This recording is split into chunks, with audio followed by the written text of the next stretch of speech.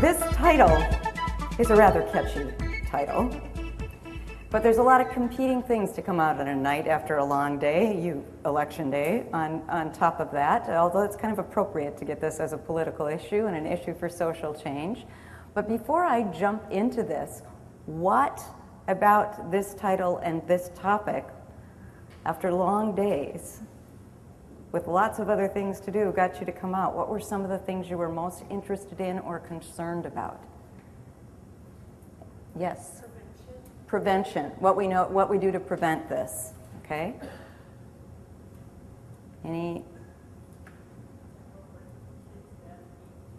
How can we help our kids navigate through this and grow up with this reality of this toxic environment?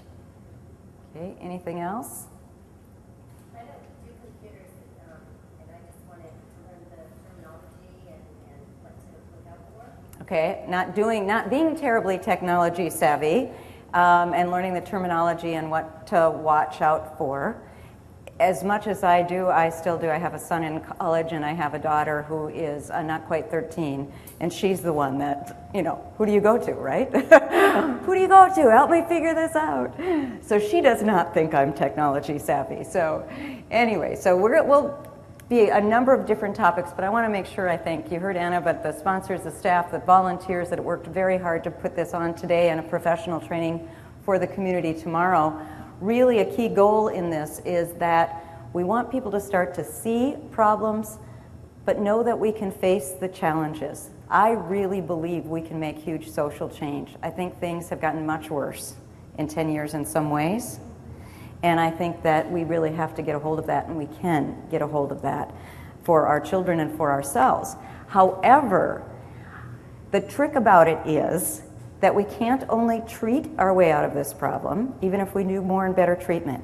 We can't only prosecute our way out of this, even though if we do better prosecutions. And what's hard for a lot of us that do education is even if we do a lot more and a lot better education, we can't educate our way out of this. It will take all of those things and more. And the more is some very fundamental social change.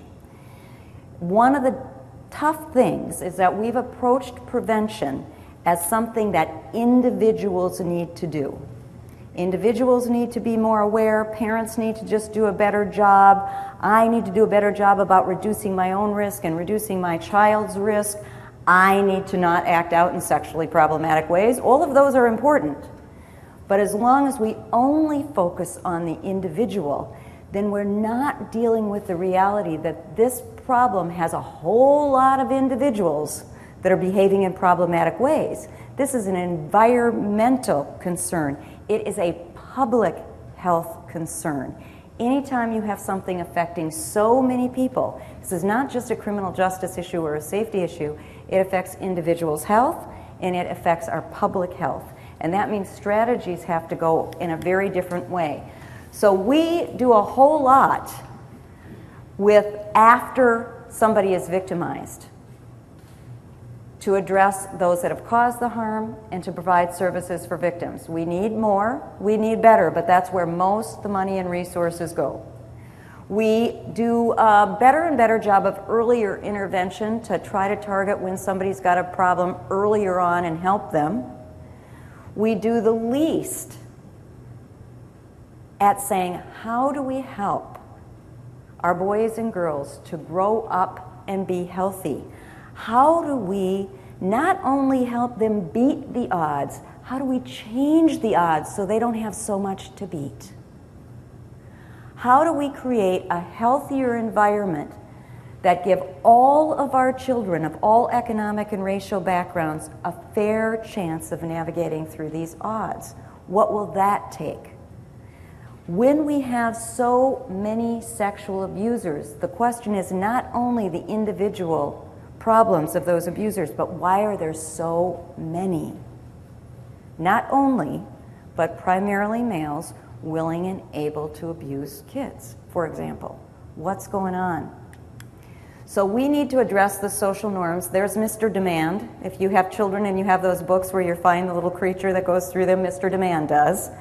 Because the question that it took me a long time to get to is, why is there so much demand? whether that's for an individual's gain or commercial gain. Why is there so much of this? What are the social norms that need to change, that set the stage so people are desensitized and numb to this sexual harm that happens?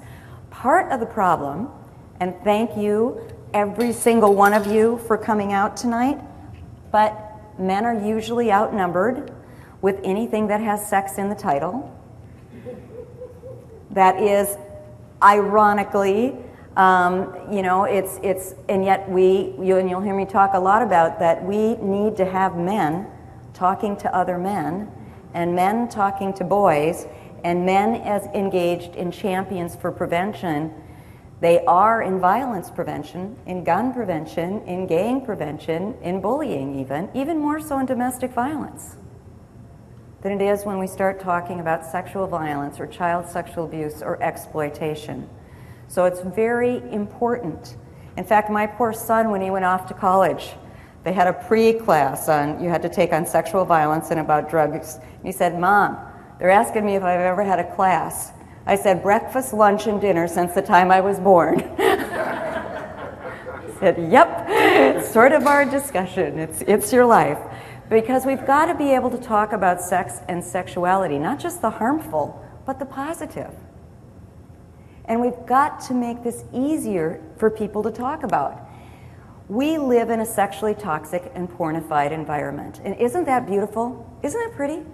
I thought this picture was so pretty, and then somebody said, that's air pollution. I went, oh, the reflection. I don't know if that's true or not, but boy, is that what this means, because a lot of this stuff looks pretty.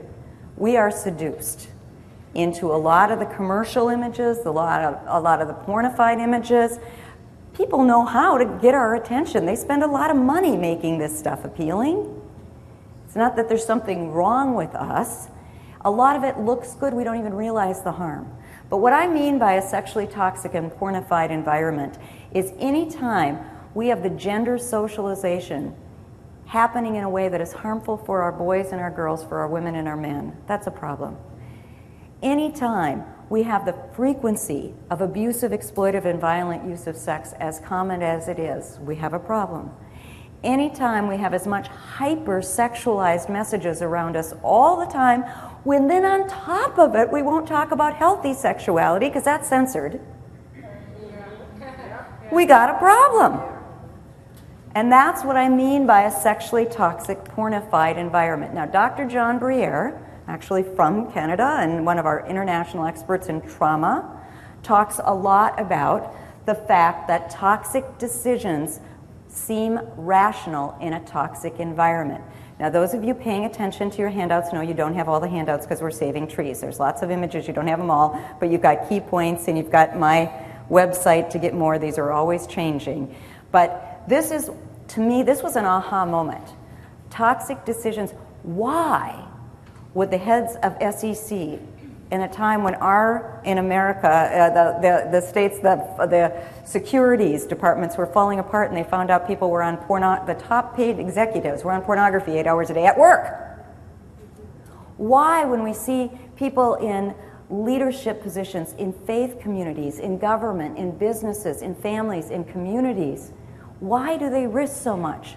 We ask why our kids do, but there's plenty of adults do too. This is not just a problem of why our children behaving this way. Toxic decisions make sense in a toxic environment. When everything is modeling for me that this is how to behave, then that starts to make sense. We live in a culture of cruelty where sexual exploitation and violence are normalized in our games. We practice, we play them. It's just play. Think about the insanity of that.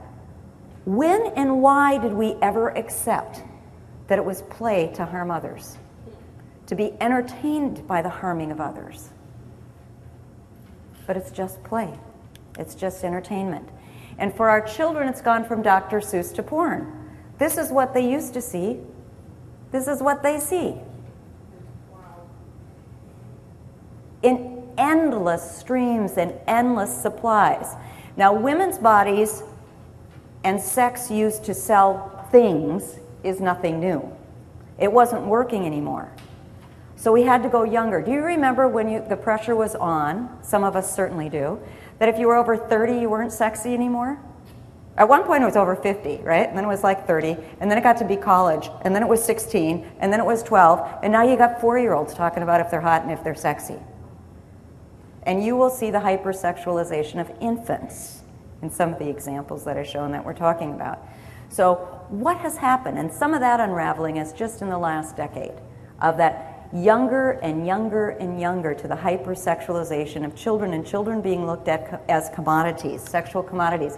Now I've got lots of examples of this, and you will be very, very thankful that I've done a significantly shortened version tonight. So we have more time for discussion, recognizing it's an evening. And the point is made early on. I was talking about this in one community, and they said, well, I don't really know if we've got that going on that much here. And at one of the private elementary schools, the custodian said, well, the tetherball pole is being used by the 5th grade girls to practice their pole dancing at recess. Is that what you mean by normalization? I said, yeah, that'd be an example. That'd be an example. Or the kindergarten boy who, when a girl in the lunchroom bent over to pick up her lunch tray, he proceeded to do an explicit sex act imitation on her that he got from a dance in front of everybody. So the teacher went over and said, what are you doing? You know, in that really calm way we do that sort of thing at times like that. And he said, what?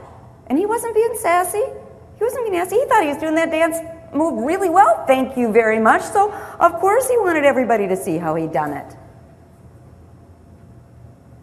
Now the solution is not to take that little guy and register him as a sex offender. It's to use that as an educational moment, but you've got to be able to talk about sex. And we've got to be able to find out what he saw and let him know that time, place, and manner, no, that's not appropriate here. And this is why. Now, you will see as Halloween is coming, the inappropriate costumes that not only are for adults, but children, not just teenagers, but children, and now they've gone to the dogs. So we think it's cute and funny to dress our dogs as pimps. We'll be talking more about technology and sexting, but the pressure is on not only for adult men to be consumers of pornography to prove that you're an okay man, that your masculinity is intact, but younger and younger and younger boys are supposed to be consumers of this.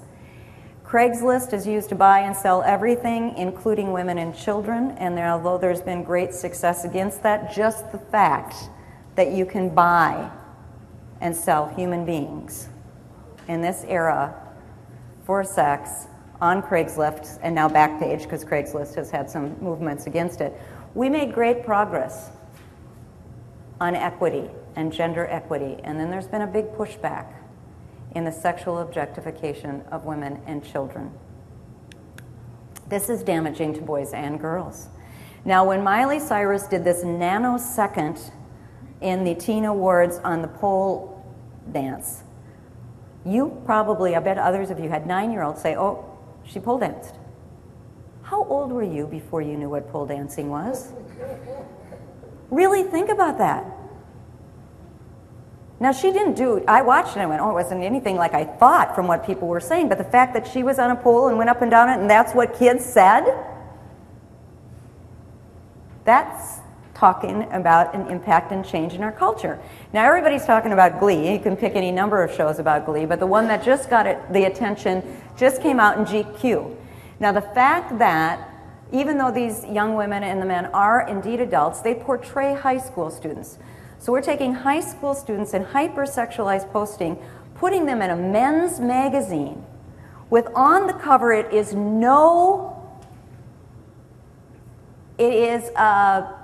definitely a plan. It's not an oops. That it says score and Glee Gone Wild, like Girls Gone Wild, which is feed her into pornography, right? Images like the typical pornification, we take an adult woman and we make them look like a little girl with the lollipop and the clothing and these spreads. Now this is supposed to depict high school, hypersexualized, put it in a men's magazine. No mass disorder afflicting mankind has ever been brought under control or eliminated just by attempts at treating the individuals or producing large numbers of practitioners and training. We need to treat, we need to train, but back in 1983, the public health people were saying you're not going to make the social change needed by focusing there.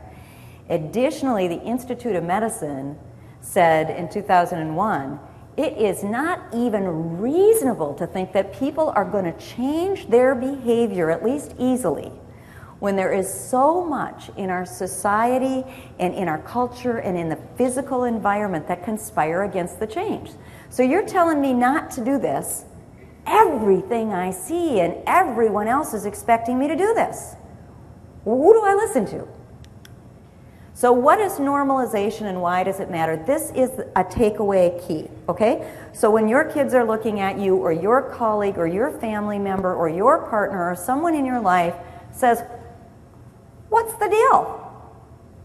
Why are you so offended? What's your problem? Normalization is when something goes, it's when an idea or a behavior goes from clearly being understood by most people to be problematic, and it shifts to becoming something that's just the way it is, no big deal. And the more insidious part is once it's just the way it is, no big deal, what's your problem if you've got a problem with it? Who are you to even question? What is wrong with you that you are questioning this behavior or this practice or this policy or this product? It gets beyond question, and that's a real red flag. And that's what a lot of this now fits in with. Oops, I don't want to go that direction. So the part of prevention means that we need to take what is an art of prevention. It's got a science in it, but there's an art to social change, and connect it to what is very hard science, like the brain science, and blend these together to say, where's the harm, and how do we document it?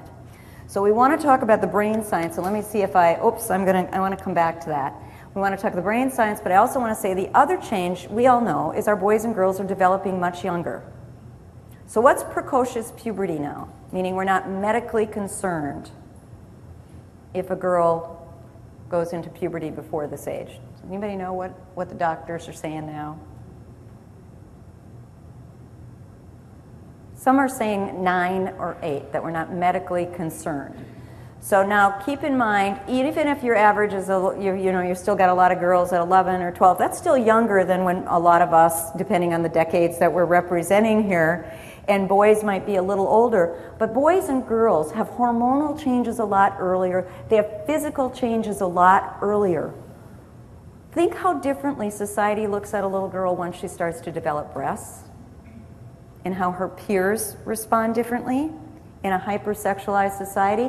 And when a boy starts losing that little boy stuff, it's not that they have all the psychological, social, or anything else to go with their changing bodies, but their bodies are changing. Now on the even more difficult side of life, for those of us that work with or have worked with perpetrators who do research on that, and as well, and think about how do we stop perpetration, if I am aroused by prepubescent children, that means I need younger, because they're going into puberty younger. So there's an arousal, and if arousal is being shaped into younger children by media images, even if that's not who I'm aroused to, but they are being presented as legitimate sexual objects, that's a problem. Now, Dr. David Walsh, I hope you know some of his work. He happens to, I'm not hyping him because he's another Minnesotan. It's just, it's cold there, like here. We have a lot of, we produce a lot because we're cold. So he's got great books out on parenting, and he's got wonderful research, makes it very easy for people to get on brain development. He'll have a new book coming out in the spring, but a great book called No, which is how you set better limits with children. Lots of good stuff for parents. But one of the things he says that really helps with all the complexity of this is the neurons that fire together wire together. Whatever the brain does a lot, the brain gets good at. So as our children's brains are developing, what they practice, they get good at. The neurons are developing, and when they fire together, they wire together. Another way to think about that is there's been a lot of studies now, in fact there's studies of mirror cells in the brain circuits. Those are the ones, you better heard about the studies, they actually came from monkeys like so much of these do, that if you were eating an ice cream cone, I would probably start salivating if I liked ice cream, right? That's like this thing. So I don't actually have to be doing it. I can watch somebody doing it and have a response. That's why when you're watching these high-speed car, the thriller movies, people get the response. That the adrenaline, the this, the drain, that's the mirror cells. What are our kids seeing? What are adults seeing? And at different developmental ages, if that's what I'm watching, and that's what my brain is getting used to responding to, what's that do? Now we know, and we've got a lot of research to show what seems like common sense of what our children need to develop in healthy ways. We know they need supportive families and communities. We know they need quality information and education. We know that they need to build up, not just reduce the risks in their lives, they need to build up the protective factors. Caring schools, welcoming schools, caring families, caring communities, positive peer influence groups, all those good things that are a sense of themselves, a good sense of who they are, conflict resolution, all those are protective factors against crap that happens. But they also need supports for the adults to raise them because it's not easy. And it's really easy for political leaders and for people that are profiting from this to say parents should just do a better job. Well, I'm a parent and I know I can do a better job. We can all do a better job. We can strive to do a better job. We're always learning. We're changing. But we need to make that easier and we need to provide supports for people that are having a challenging time, and raising kids is challenging, especially in a toxic environment. So, what do our children get? Do they get those things? Yes. But I also want to focus on 4 areas that are toxic streams that they get. And I'm going to start with marketing and commercialization. Now, Jean Kilbourne, I'm sure some of you have heard of. I think she started in the 70s doing Killing Us Softly, and she now has her 4th one, Analyzing Ads. So I'm not only talking about that. I am talking about the fact that $15 billion a year is spent marketing to children. They see about 30,000 ads a year. So even take out the violence, take out the sexual objectification and the of our children and turning them into commodities. Take that aside. What is that teaching about values? What's important? Is it caring connections with each other? Is it adults who care and love you? Who's got the answer? Your parents or the product and the company? Before age 8, children are not old enough to understand the pitch. Developmental specialists will agree. That is why some countries, and we used to have, do not advertise to children that young.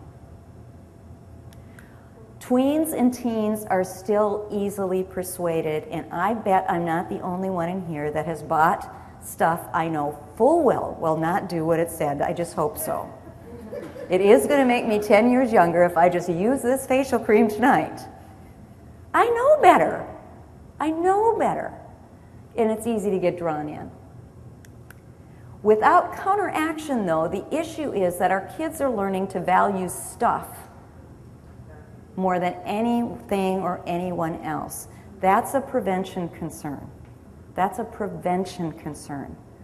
The values and the protective factor is caring connections with other human beings. Positive influence peers, a network of caring adults, and not stuff. And to acquire stuff, if you feel oppressed, we got products for you. If you don't feel powerful, we got products for you. If you don't feel attractive, oh my, do we have products for you.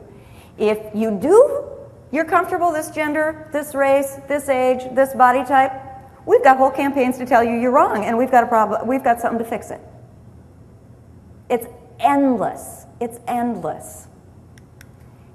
The more insidious part with some of this is that sex and human beings are commodities to be bought, sold, and not even recycled. you age out. And this is recognized all over. Very successful. And what's the just do it? Just buy it. Don't think about the $150 shoes. Don't think about the product or the message. Whatever it is, the just do it is just buy it. Just get it. And it will take care of all of these.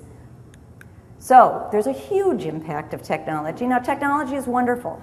I am so happy when technology works, and I'm at an age and stage of life where my brain just doesn't work like it used to work. I need to have reminders and cards. So this is a good thing. It's not all bad. And there's a lot of wonderful things about technology.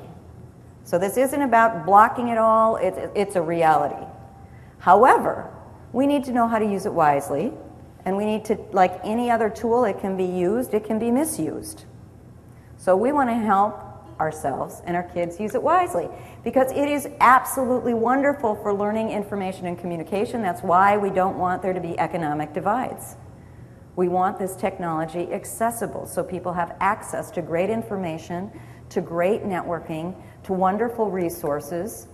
But few of us had really thought about all the ways it would be used for exploitation, except those that were profiting from it. And what's one of the industries that was big behind a lot of the technology development? It's one of them we're going to be talking about. It's the pornography industry. And pornography industry is in a lot of technology companies because they profit a great deal from pornography. Peer-to-peer file sharing, it's getting the digital cameras, so what are we going to have? Why do we have to have access all the time? And who would have thought that something like a camera could be so destructive? Toxic decisions make sense in toxic environments.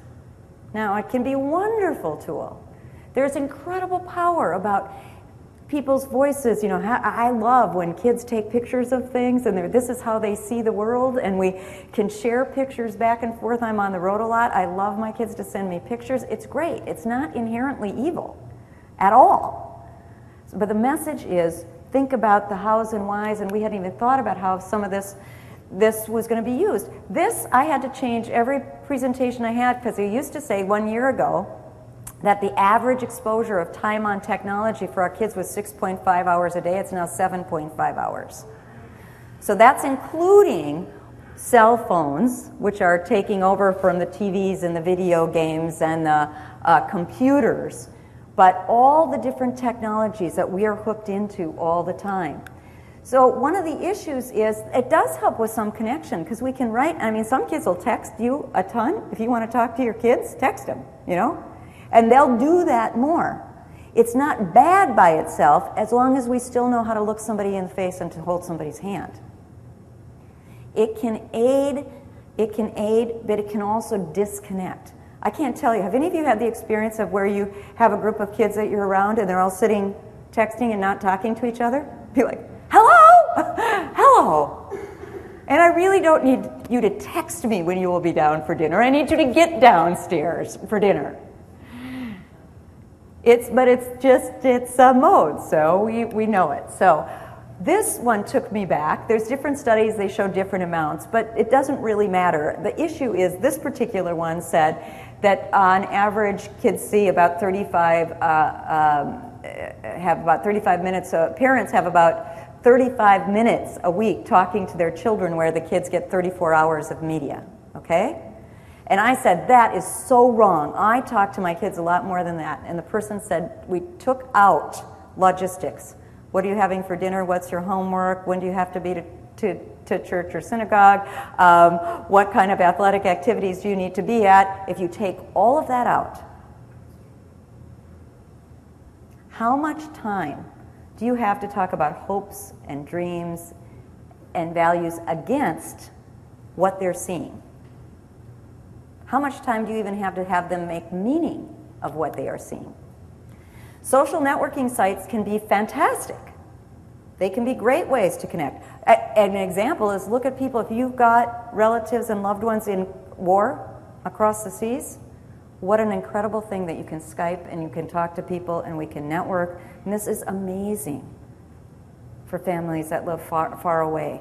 It is great connections. But we also know that an adolescent's job, that development, is to try on different identities. That's what you do. You try on different things, you figure out who you are, you take risks. That's part of the development. And you know, the need to be noticed is big. And the need to have a bunch of friends, and I'm like looking at my kids going, you don't have that many friends. You do not have that many friends. And you know, I get to be a friend. That's part of the deal. That was part of the deal. You get to have this. Here's the deal. Here's the rules. This is how we negotiate this. Age limits, when I get to, you know, all these different things. So, and how does a girl get attention in this society? If you want to get known, I mean, how many times, watch it, we do it over and over again to show that you're growing up. It's often a very hypersexualized way, and or a violent way, with the boys having more of the violent way that you get attention. Some kind of sassy comment, some kind of tough comment, and obviously there's gender crossover there. But that's a lot of the expectation. Plus some of this is so normalized they don't even see it as being hypersexualized. So we're groomed to self-objectify ourselves in order to show that we're okay as women, and as men to objectify to show that we're okay as men. So cyberbullying is not a big surprise, and the risk is not so much the adult predator pretending to be a younger person, though that happens, clearly. It's some of the peer-to-peer betrayal, pressures, and so we need to be talking about that. And as I think the other thing that's important is we often talk to our children about how to deal with it when they're bullied, but their chances of doing the bullying are much greater than being bullied. And how many of us to talk to them about not causing harm to somebody else in what you say, or in what you do, or in spreading rumors, or in spreading pictures that we think are horrible, but let's show 20 other people. We need to be talking to our children about not causing harm to others, and our ethic and value in them speaking up as bystanders. When you know harm is happening, my expectation is that it is your business and you'll take action. What action you take depends on a lot of things, because we don't expect you to put yourself necessarily in harm's way. But that means we as adults need to do that, because we expect to do our kids to do. Why didn't these kids speak up? Why did all these kids take out the cameras? Watch adult groups doing the same thing. How many times at work are people spreading rumors, saying hateful things, and do we speak up and say, you know, that's not nice. It's not kind. It's not our values. It's not a conducive to workplace. It's time away from task. How many times, I used to do a whole program on keeping kids safe in youth sports. You want to watch parents behaving badly? Parents in youth sporting events. And how safe does it feel for an adult to stand up to these parents screaming and yelling obscenities at children and in front of children? It is not easy. So the norm change, the skill development we can do to help children, adolescents, and adults be better bystanders. But the norm change is we're a bunch of knots. Not my job, not my problem, not my business. We need to change that to, as soon as you know harm's happening, it's your business and what you do. But we here have the fact that so often, and I think we've got an opportunity where our kids can teach us technology, but we still, just because they may have a technology edge, for those of you that have children that have the technology edge over you, they may have that, but we still have the how you live in this world value, life experience. We need to value each other's experience. Let's learn from each other. You help me know what draws you into this, what is so exciting to you, how this works. And you know, there's a lot of times my kids love it when I don't know something. You know, so they love that, and I have to go back, and then I'll go back and forth and say, okay, let's figure this out. So I'm going back to Dr. David Walsh, because one of the other things he says that I love is about the power of stories. Throughout the world, throughout generations, values and the wisdom of cultures have been passed from generation to generation through stories. The storytellers are regarded elders. Who has been pushed aside by the digital age are the storytellers. We cannot let others be the storytellers for us. Stories are very powerful ways to spread values, to create this kind of social climate we want to have. And as David said, whoever tells the story defines the culture.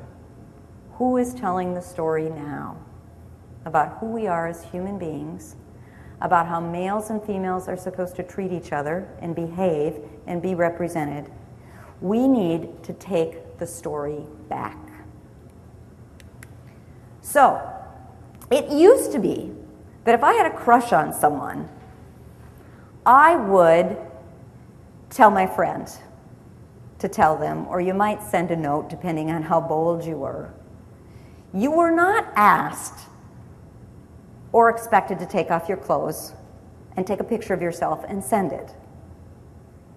I wouldn't have thought to ask somebody to do that for me in order to show their affection or prove their love, nor would I have thought that this was a good idea. The most extreme people had was dropping their drawers for the Xerox machine, you know? It didn't have the, I was going to say it didn't have the spread, and that sounded really nasty. It didn't have the reach. I'm trying to come up with a good word. It didn't go as many places. All of it. The explicitness is toxic decisions make sense in a toxic environment. So here we've got a pornified culture. We've got the expectation that in order to be seen, you're supposed to be hypersexualized. We've got technology in your hand. We've got developmentally, your brain doesn't do impulse control yet, nor does it think of long-term consequences, because that takes into your early 20s, and some of us never learn either of those. So all of that's going on, and you've got the perfect storm. Sometimes not even realizing when they're crossing the line and producing what is actually child pornography. Now, there was an American Psychological Association in 2007. They only looked at girls. I believe we could parallel this to boys, because I think we have got to look at the harm on our boys every much as we look at the harm on our girls. But this looked at girls. They looked at over 300 studies of the effect of all of this media, not any one form, on girls, and said, yep, this is having a very bad mental and physical health impact on our girls. I love the way they define sexual object. Sexual object is when you are made into a thing for others' sexual use, or you see yourself as a thing for others' sexual use. This is also the part of the problem is not my sexuality. That's why I don't like sexualization as a term, and I say hypersexualization, because I should be developing as a sexual human being as part of who I am. The problem with this is it is the totality of who I am, and it matters more than my athleticism, my wisdom, my academic knowledge, my spiritual beliefs. It matters more than anything is how sexy I am or how hot I am. My appearance is more than anything. There's nothing wrong with wanting to look your best as a male or a female and having pride in who you are. That's only one piece of who you are. And that is having pride in whatever you got dealt with this life, in this body. So this is, and a very narrow, pornified sense of sexuality is imposed. When we get t-shirts, and I'm sure you've seen t-shirts that the girls wear like sex object, or with all of our work around harassment, I walked into one class and I walked by a young woman, a girl in high school, saying to a boy as I was going to teach the harassment piece, "You harassing me, baby? Bring it on." So this has become a flirting term, apparently. So all of this stuff, the language of oppression very often, whether it's racial, sexual, economic, the language of oppression very often gets turned around and we take it on. Now, my son pointed this study out to me for probably reasons that will become obvious when you go through it, but it was a study that said, just because a young adult is sexually active does not mean, if they're in a romantic relationship, that they are going to do worse off than their peers. In a committed romantic relationship, just because they're in a committed romantic relationship, where they do a lot worse is when they're having a lot of anonymous hookups, not connecting. It's outside of a romantic relationship. So whatever you're purporting, you may want them never to have a romantic relationship at all. But what this particular study said is it wasn't so much the romantic relationship that took away from academic, it was the very casual sex. And what is feeding casual sex? Sexual callousness, to look at other human beings as objects, to get off without connecting with ever-increasing violent content is pornography. Yesterday's pornography is today's mainstream media. Pornography is a huge worldwide industry. We cannot not be talking about it. 97 billion a year worldwide. If you care about racism, you should study pornography. Some of the worst racist themes are in pornography, along with the gender. And when I say pornography, I am not talking about the letter of the law that says sexually explicit materials. I wish we would take that out. There's nothing wrong with sexually explicit materials. There is when they make the degradation and the objectification and the violence seem as if it's sexy and arousing. And that's an increasing amount. The studies show, and this is dated because this was pre-internet, that boys see their first porn on average at age 11. How do you think children respond to that now when they hear that number? They'll laugh. It's a lot younger. Because you can't Google just about anything and not get porn. You can't watch just about anything and not see pornified materials. They may not be the hardcore of the hardcore, but if you have access to technologies, you have access. The other big change, and this is a huge change, is that girls are seeing pornography at increasing rates, getting closer to that of boys. Because in a pornified culture, you're all supposed to be looking, the access is there. And there is a big blurring of lines between legal adult pornography and illegal child pornography. A great deal of legal access pornography, if you are not familiar with it, has regular references to teenagers and to children as legitimate sexual objects, including one's own children. Now, when we're trying to fight child sexual abuse and exploitation, plus a great deal of it is violent. I'll be in the training tomorrow talking a lot more about the impact of pornography.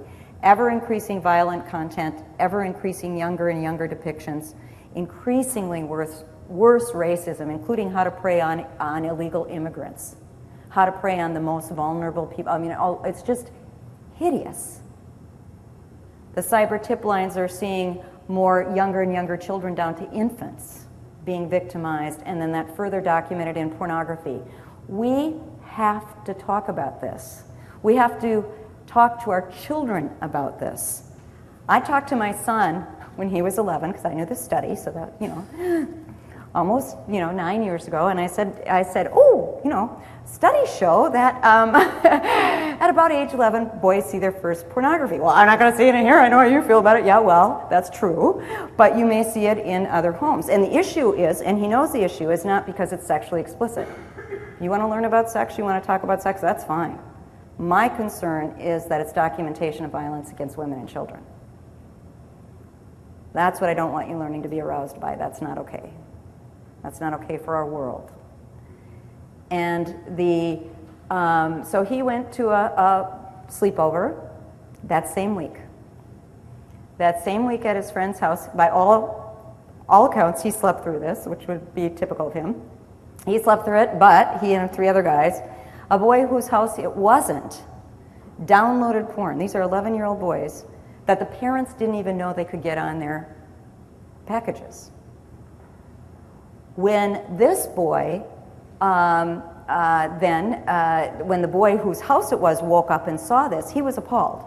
And people laugh. And it's like, no, I think this is the biggest unfair statement to males and to adult children, teens and adult men. A lot of men are not into this. And he was appalled not only because his parents were going to find out, because they were going to get the bill, he was appalled that his friends were doing this, felt like a betrayal to them. And this is where other men need to speak up, because not all men are into this. Not all males are into this. It can feel just like scary movies. It can be ick, and you're supposed to like it, and I don't like it. I remember it's ick. And but the bottom line of this, to shorten that story, is that when the parents called, she was mortified because she realized she was going to have to call me. And I would like to say that my son came home and told me right away, but when the phone came and he saw the caller ID, he said, oh, I got to talk to you about something. And I went, oh, whatever it is, honey, you're too late. You wait. And so one of the things that she'd experienced is when she called the boys who did it, his mother.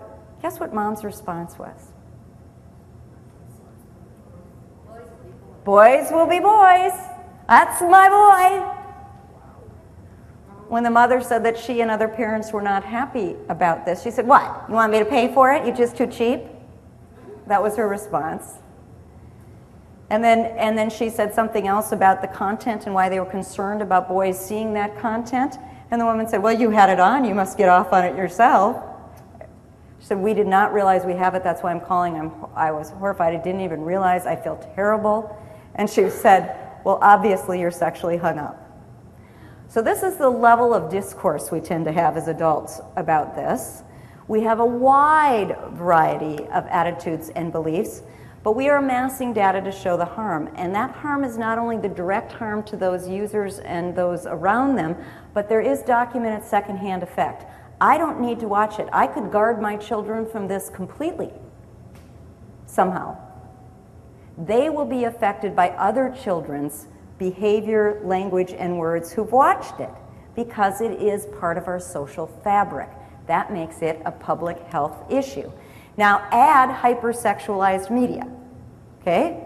Because remember, yesterday's porn is today's mainstream media. Who knows who this is? Joan Benet. 12 years ago, Joan Benet. Do you remember how outrageously hypersexualized Joan Benet looked then? Looks pretty innocent now, compared. Who knows who this is? Brooke Shields. What was the line? This was such a successful campaign.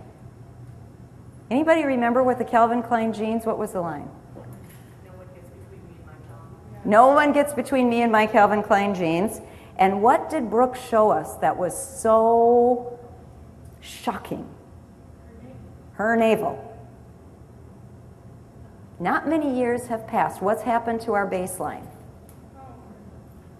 Well, consider what it takes now to push the edge, because that's what marketers and advertisers do. How do we push the edge? How do we get your attention?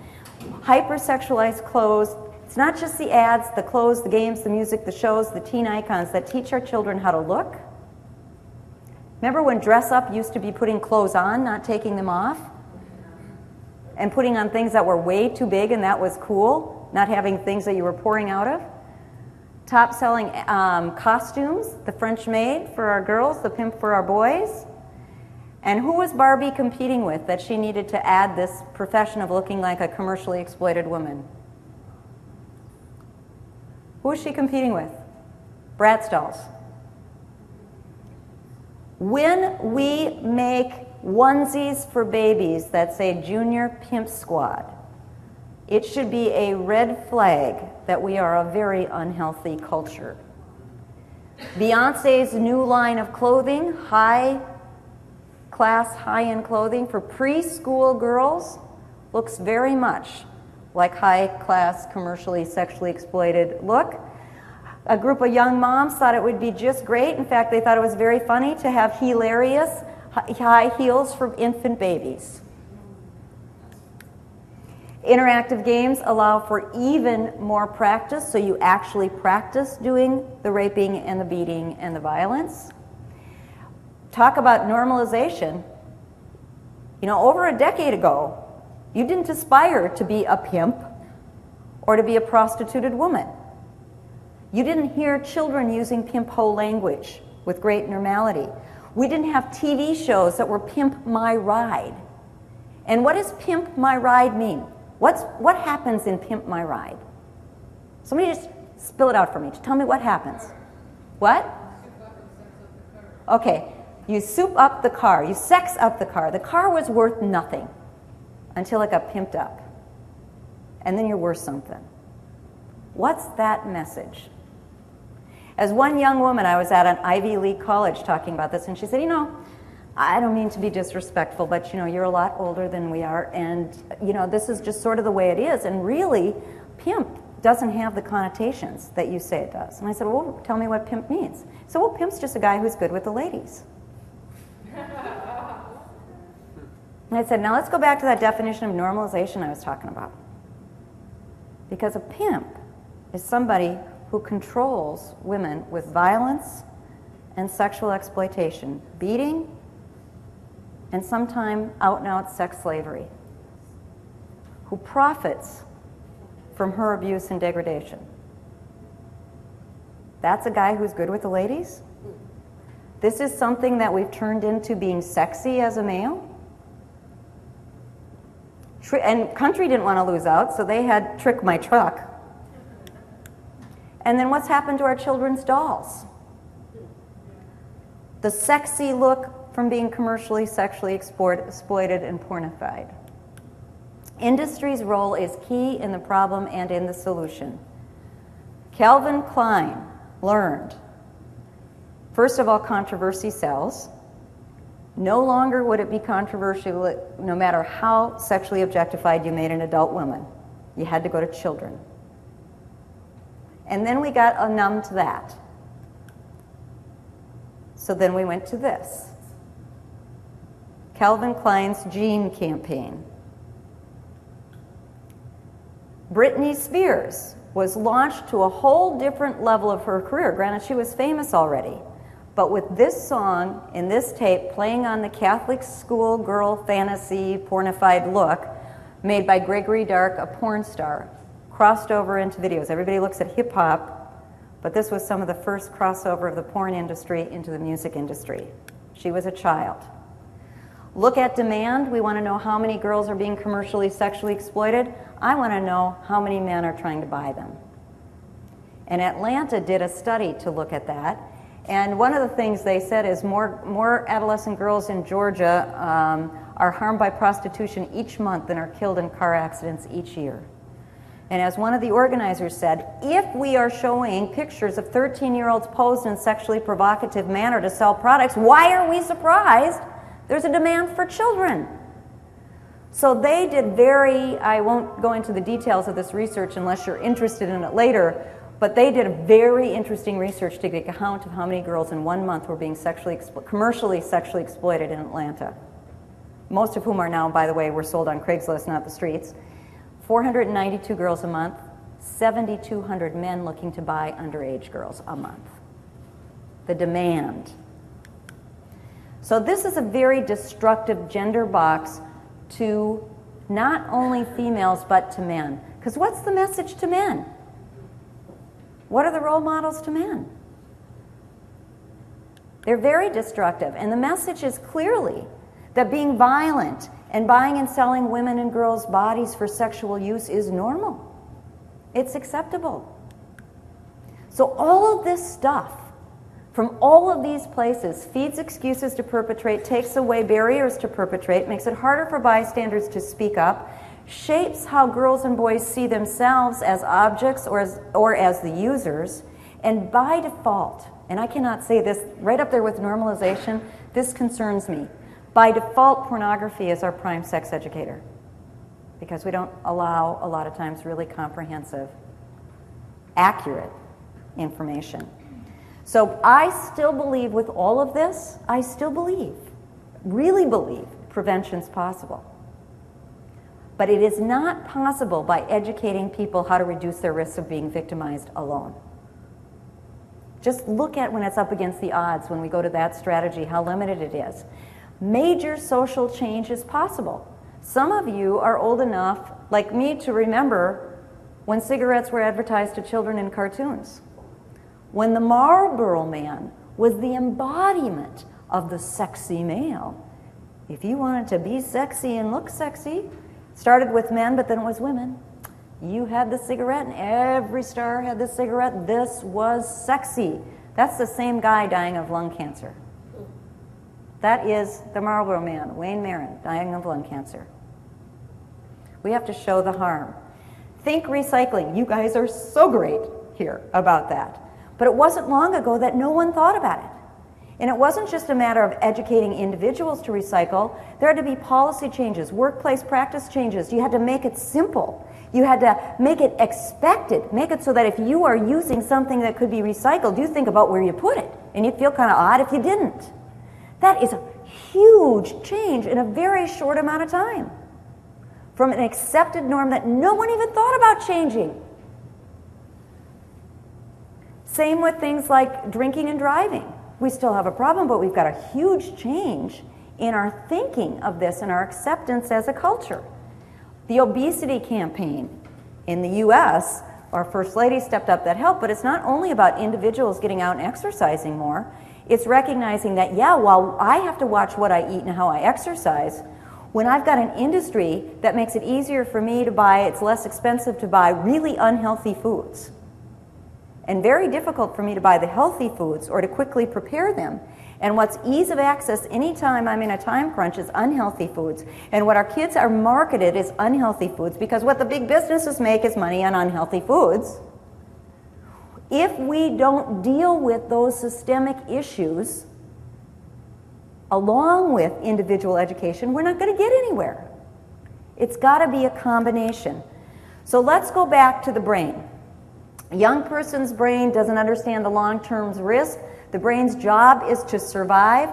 Our children's thinking brain is just fine. But the risk assessment and impulse control is still under construction. In fact, it is not only a slogan that our biggest sex organ is not between our legs, it's between our ears. That's the reality. And it's still under development, even long after our bodies develop. And it develops differently, this is no big surprise, and it's not a joke, in boys and girls. And one of the differences is boys have a different hormone, and they have, with the INAH hormone, they actually start at puberty having 7 surges of testosterone every day. Girls have the oxytocin. Oxytocin is to help with bonding and attachment for childbearing and attachment. So the girls are getting the bonding. They have testosterone too, and boys get some of the attachment, but they're at very different levels. We need to help them. It doesn't mean you can't control it. It doesn't mean anything else. It just means that boys are thinking capital P physical, small r relational. Girls are thinking large R relational, small p physical. Now clearly we have girls that are very, very, very sexually aggressive in ever increasing numbers. And we have boys that are very capable and loving. So put this in a context. But there's a physical brain reason for this, along with the other things. So girls, in fact, it's the cuddle hormone. You don't see as many groups of guys needing to cuddle as you see groups of girls.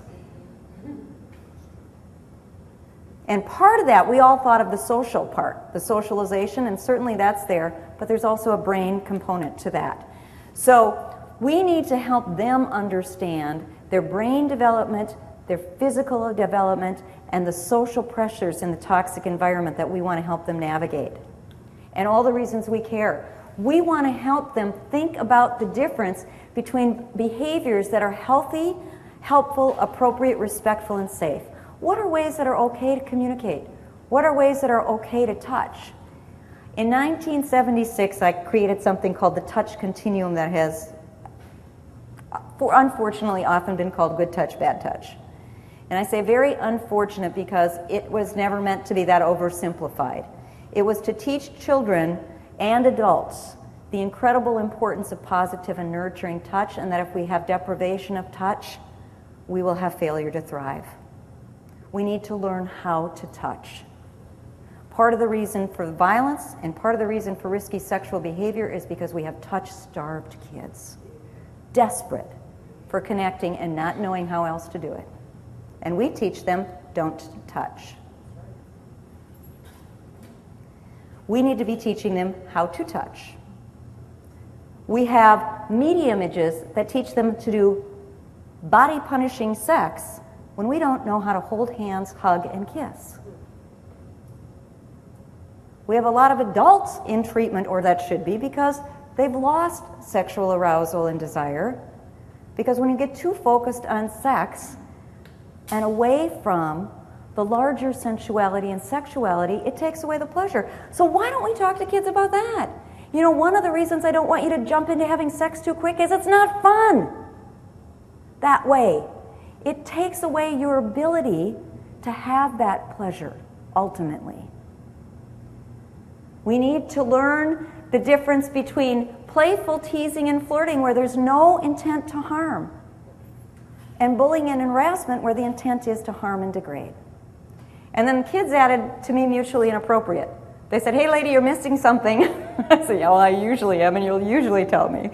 What about when it's okay for both of us, but you guys have a problem with it? And I went, that's good. You guys might like the music you're listening to. You might think there's nothing wrong with your public display of affection. But if it is making everybody around you uncomfortable, or if it's in the middle of math class, it's not okay. Time, place, and manner. And that's true for adults too. I still, as an adult, with lots of social supports and lots of assets in my life, need friends and loved ones to give me checks and balances. We need to help each other with our limits. We need limits on our media. We definitely need limits on our media use, on all, not just the content of it. We should certainly be looking at the content of it, absolutely. But just, there's more to life. There's books, there's exercise, there's human beings. And to think about using our technology to aid humanity and to aid our connections, not get in the way of it. To help our sons and daughters build on their strengths, to help them understand that this stuff is not normal, it's normal lies. See it, name it, call it out. I believe a really important counter to all of this is a 4-letter word. That usually gets teenagers' attention. Okay, cool. And it doesn't start with that, it starts with L. And it's that love word. Because that's not what we see depicted in all this stuff. You don't see people looking at each other's eyes, holding each other's hands, holding each other in high regard and respect. You see a body being used as an object for somebody else to get off. That's very different. We need love, intimacy, and caring connections. I thought it was very interesting that the Finnish, in one of their policies, said we need outdoor advertising, should not be offensive to children. What if we had that standard? That our outdoor advertising would not be offensive to children. And that then those rules should apply to ads in windows. That should not be in public where children would see them. And they have an ombudsman for children.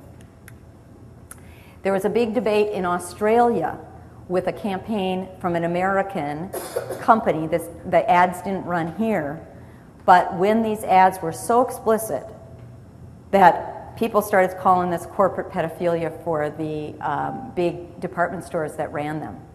And I thought, there you go. Hold them accountable. Oops, and I don't have it. I have it tomorrow. I'm sorry. I didn't put it in here. It is a Lee Jeans ad campaign where it is models hired because they look like they were under 18, a boy and a girl, in very sexually explicit ads. Technically, this is about like a pornographer taking pictures of them and the girl in bed with the pornographer. And that was the Lee Jeans ad campaign. And this was called corporate pedophilia. It was deemed okay because the models were 18. They were clearly portrayed to look as if, and hired because they didn't look as if they were. So I also thought it was very cool. I don't know if you do have Burger Kings around here. I don't know if they did the SpongeBob ad that showed like the commercial. It looked like prostituted women with in the background with the SpongeBob doing harassing kinds of, or with the Burger King guy doing the really inappropriate things. Well, actually, and then you got the SpongeBob toys. You know, the reason they want this stuff. They actually had individual Burger Kings say, I'm sorry, we don't have any toys available because we will not buy into this campaign. That affects their bottom line, but it upholds a community standard. And one of the places I heard about, a lot of people started going to them. Use your spheres of influence. We all have them. We're reaching out to business leaders, advertising leaders, our policy leaders, our faith leaders, our healthcare leaders, and say, what is your role in prevention? This was one of our, a county commissioner. Never heard anything about this. He heard me when I was talking out in Washington, D.C. about countering normalization of sexual harm. He said, oh my gosh, as a policy leader, I have to do something about this. I don't know anything about this. My transportation's my issue. I don't even like talking about sex, and I don't know anything about sexual violence, but this is awful. And I was like, he was lit. And he never let up, and he hasn't let up for 3 years. He has been one of our biggest champions, and what he says, then he went and started talking about this, and he said, where are the men? Where are the men? We need more men. And then he went on his fishing. He talked about this. He got together with his guys. He talked about this. He said, I'm not as popular as I used to be. But we need to talk about this. And he just started seeing these things about how his children, his boys and girls, were treated differently in ways. And his girl was being honored in an athletic event. And now you'll know what's coming with this. The boy athletes got sweatshirts. The girl athletes got sweatpants. Where was the writing on their sweatpants? Across their buttocks. No other parents had a problem with this. And he said, this is not okay. And they said, oh, really? Commissioner McDonough, I think you need a break. He said, no, this is not okay. We don't do this to our boys. We don't do this to our boys. So they said, okay, we'll do it for the boys. So they did. Guess who didn't buy any?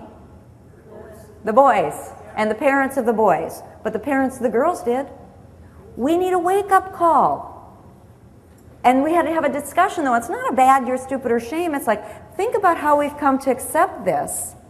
And why do we do this to our girls, that we direct them to have their buttocks be seen and looked at, and not to our boys? How can we have equality and respect and regard as long as we do stuff like this? But I loved his line, because hockey is really big in our state, that we need to make talking about this as easy as talking about hockey.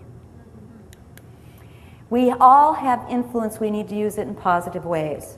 We did a campaign where we featured people making small acts of peacemaking in small ways, and one of them was Bobby Brown, although his was not small. Bobby was going to be the first person in his family going to college for academic and athletic abilities. He was shot in a drive-by shooting. This was a community that they went back at each other all of the time, and instead he and his mom, his single mom, they had no money, they had strong values, they had strong love. She said, no more violence. He was never violent anyway. This was he was an accidental hit that also hit his sister and went into the baby's baby seat, car seat, and lodged there. So the baby wasn't hurt. His sister recovered. Bobby's permanently in a wheelchair. So he lost his athletic scholarship. Instead of revenge, he stopped all relatives from any revenge, he started a beyond the court Bobby Brown basketball clinic. And he went in his wheelchair and he reached out to all these young boys he was teaching already and said, dream your dreams if that dream is athleticism, but know there's more to life. And use your influence in a positive way. Now, this mom, when the Australia group silenced the academicians and threatened them with a lawsuit for calling that stuff corporate pedophilia, they had to be silenced. This mom, who was also a comedian, dressed like a cross between a Barbie doll, a Bratz doll, and a Playboy bunny, and went out and did presentations on billboards she saw around her community that she hated, and what the corporation said when she complained, which was, gee, we haven't heard anything else, what's your problem? So she just wrote them all down, put them on the website, called with the press, here's the billboard, here's what the corporation said. She started getting a lot of attention. And because she was dressed like a cross between a Playboy bunny, a Bratz, and a Barbie doll, media loved her. And then she could say her spiel. So I thought, well, that's really creative. I had one other dad, I don't recommend this, but he said he was just really livid at his daughter, who was pushing the limits, like, was her age-appropriate thing. He got that. But he found out, after he got a complaint from the principal about how his daughter dressed, who he thought dressed in perfectly appropriate ways. And he went after the principal till she started saying things. And he said, she doesn't dress like that. She said, every day. Lo and behold, she left the house, the makeup came out, the clothes came off, she had double layers. He had no idea. So he tells her now, so that's out of the bag. She knows. The next day she comes out, she's so mad at him. She comes out dressed like that. He said, go change. And he's late for a meeting. She goes upstairs, takes her sweet time, comes down 10 minutes later dressed the same way. He lets her get in the car. He brings her to school. I thought, what's the point of this story? So that night she comes out of school and there's a car. She can't see it because there's so many kids in front of it hooting and hollering. And there is her father in a shirt up to here, in shorts down to here, rolled up to there going, honey, over here. She's like, oh, you look disgusting. How can you embarrass me in this way? And he said, exactly my point, get in the car. I said, no, I'm not going to recommend that, but boy, that's creative. Parents do all kinds of things. So our messages are, in a more proactive, less shaming way, and maybe less creative, to point out the harms and the manipulations in these media messages, to look at who is profiting at our loss. And that's why we need to limit this. Let's talk about your brain development and your physical development so you know what's going on, so I can help you navigate this, because there's reasons for this. Most importantly, I want you to know I don't expect you to in any way cause sexual or emotional or physical harm to anyone else. Really value how you treat other people, and we expect that humane treatment. The proudest I could be of you is not how much money you make, but how you treat other people. And we want you to be able to speak up and out when you see harm. Now, if you're afraid, you can just support the person that was harmed. You can tell somebody else to get help. Or you might speak up right then and there. Because the more people that speak up, the more it'll start. And if you were the one being bullied, you'd hope that other people would speak up. Teach, you certainly need to know how to minimize your risks, but we want to have those messages, again, go to not causing the harm. We need to engage men as champions of prevention at all ages. We had one young woman gave me the line of, "You made it my business when." She spoke up, and I thought that is so good. You made it my business when. I knew harm was happening. It was my business. It's a lot like wrestling a gorilla. You don't quit when you're tired. You quit when the gorilla's tired. Because we are on a mission here to take back our own and our children's sexuality, which has been hijacked. Sex sells is not an excuse. Adults have a responsibility. It is not children making, marketing, and buying this stuff or allowing the buying of it. It might be just the way it is, but it's not the way it should be. It's not the way it has to be. We can change this. Our children's health is not for sale. Most places of the world talk about this as children's rights and human rights, and that's very important. Our children have rights. We have rights. We need to turn the world around for our children. I am asking you tonight to be part of creating the kind of world that we want to live in and we want our children to develop and grow up in.